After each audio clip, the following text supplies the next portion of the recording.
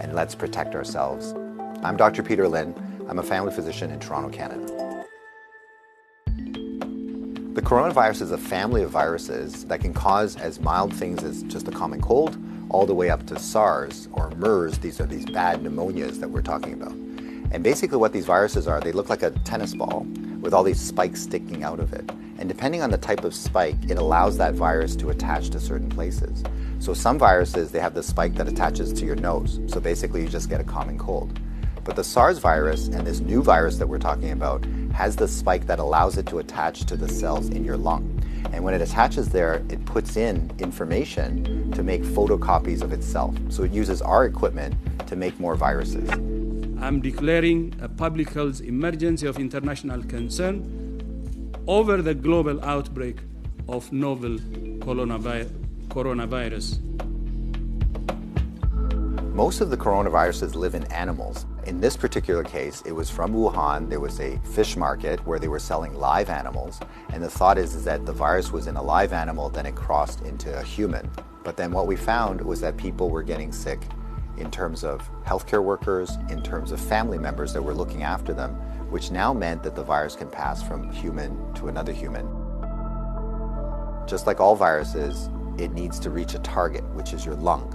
And it has to get there with your help. It has no feet and no wings. So therefore it needs us to move it there.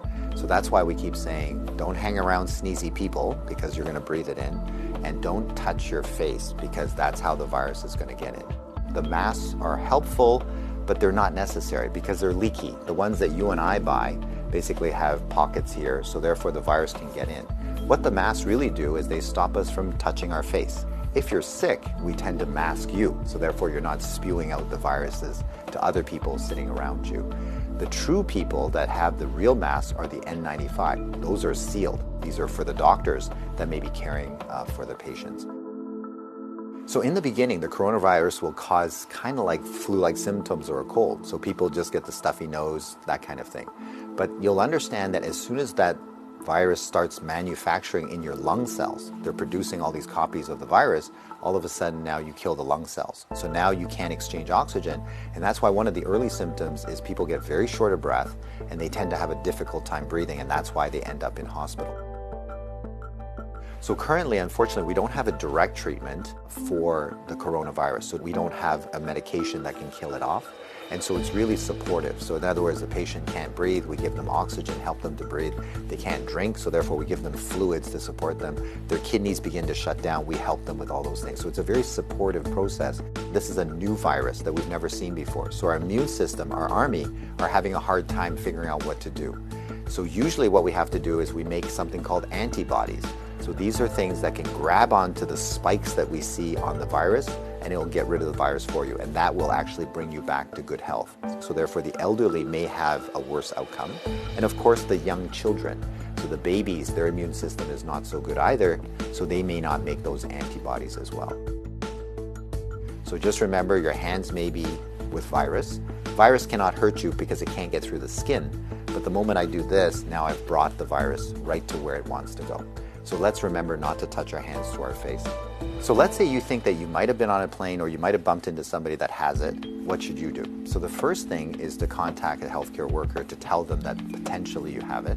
If you're feeling symptoms and you're going to go into a facility, call ahead. Okay, so whether you're calling the paramedics or whether you're calling the hospital or your doctor, just mention that you were on a flight. If you don't have any symptoms, then what we do is a little bit of a self-quarantine. In other words, we can just keep you away from other people, and so you don't go into parties, don't go with your friends, don't go into public transportation. So we can contain it very easily by making sure that you do a self-confinement, so to speak, for the, let's say, 7 to 14 days is the longest incubation time. So after that, if you're feeling well, then you don't have anything to worry about. So if we get the facts right, then we don't have to be overly worried, but we do the right things so that we don't get the virus ourselves and that we don't pass it on to others. And if we look after each other in this way, this virus will have nowhere to go. It needs us to move it, it needs us to make copies for it, and if we don't help it, then the virus will stop. So we have the power to do that right now.